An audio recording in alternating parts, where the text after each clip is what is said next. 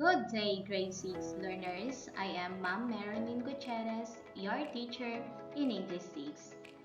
In our today's lesson, we will be discussing about describing forms and convention of films and expected you to cooperate as we go through our lesson. Let's have a drill.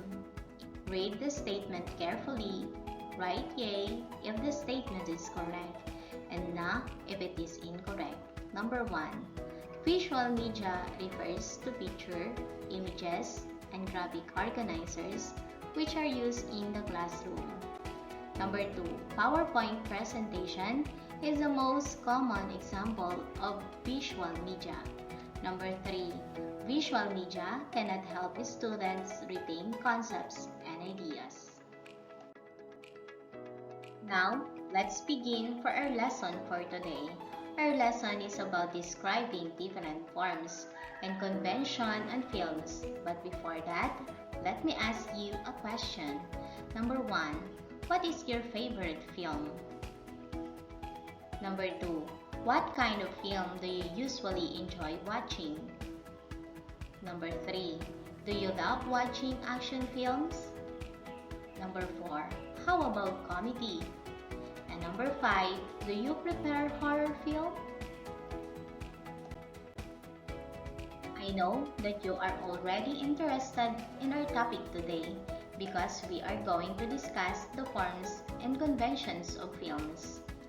A film, also called a movie or motion picture, consists of moving pictures that have been recorded so that they can be shown at the cinema or on television. A film tells a story or shows a real situation.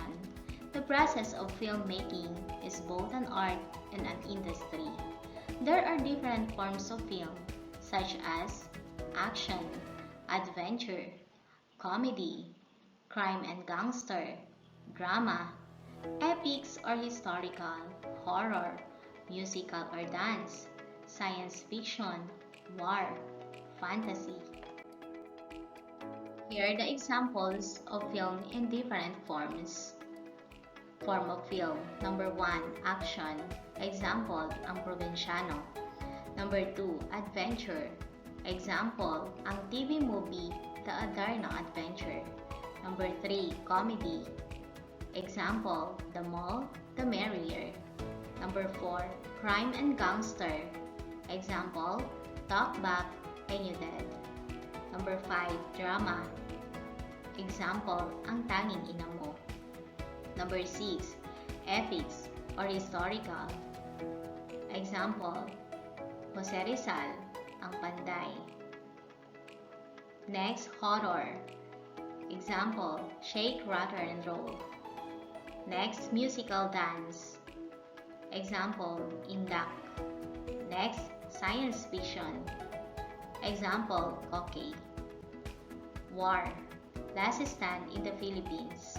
Fantasy. Encantadia.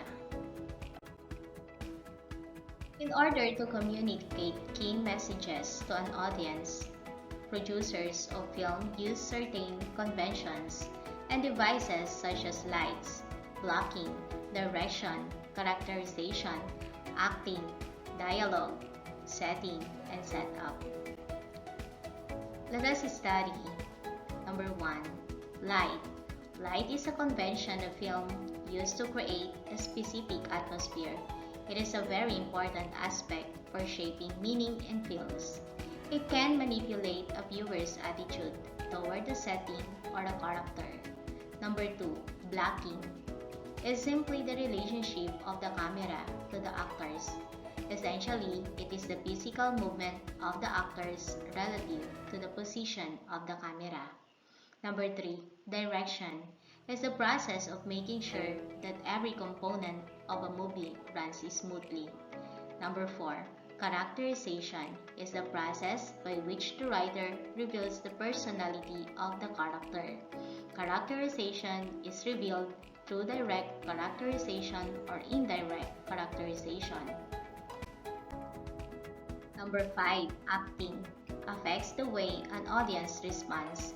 This includes facial expressions, body language, and delivery of lines. Number 6. Dialogue is the exchange of spoken words between two or more characters in the film or moving pictures.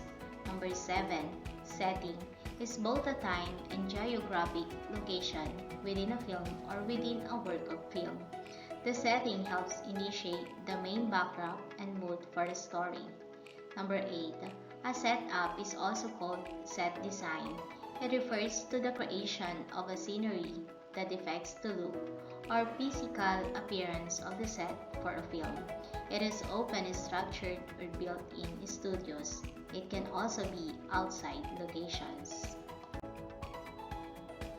Film, also called moving picture, in a visual art form used to stimulate experiences that communicate ideas, stories, perceptions, feelings, beauty, or atmosphere.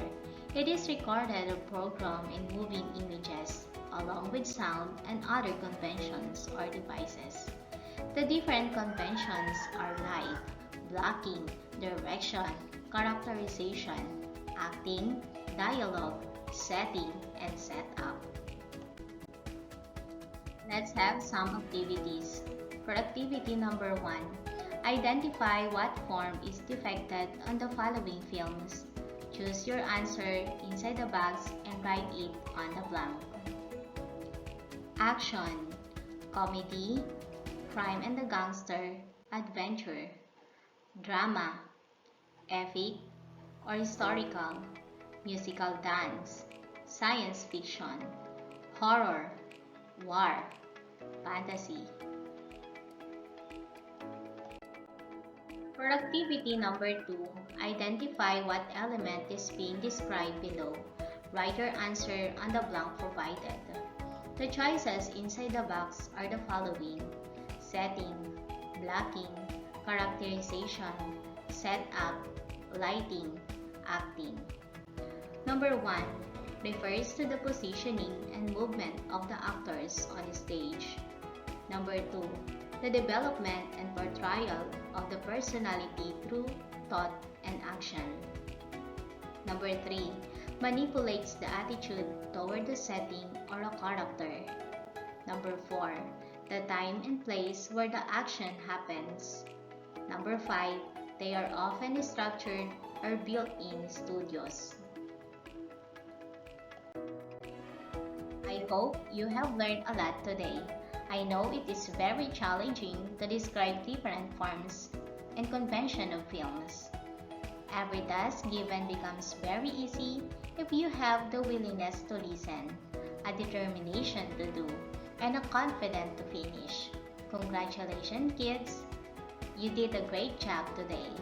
Once again, this is Ma'am Marilyn Gutierrez, your teacher in English 6.